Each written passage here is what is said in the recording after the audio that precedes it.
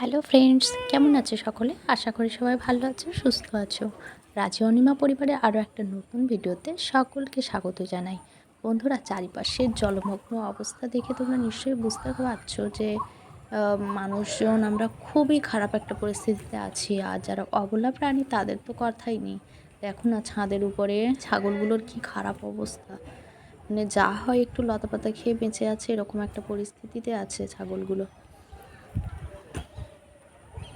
একটু জামের পাতা, একটু কাঁঠাল পাতা এই সমস্ত ভেঙে ভেঙে দেওয়া হচ্ছে, তাই খেয়েই তারা বেঁচে আছে। এরকম একটা পরিস্থিতি চারিদিকে, মানে কোমর অবধি জল। এই যে দেখো, একজন যাচ্ছে, তোমরা দেখে বুঝতেই পারছো, পুরো কোমর পর্যন্ত জল।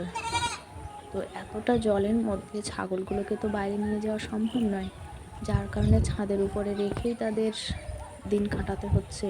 এরকম একটা অবস্থা যে কবে যে এই পরিস্থিতির থেকে মুক্তি পাবো কোনো আশা নেই। এবছর যা আকাশের অবস্থা, বৃষ্টির উপরে একটু জল কমছে তো আবার বৃষ্টি শুরু হয়ে যায়, এরকম একটা পরিস্থিতি।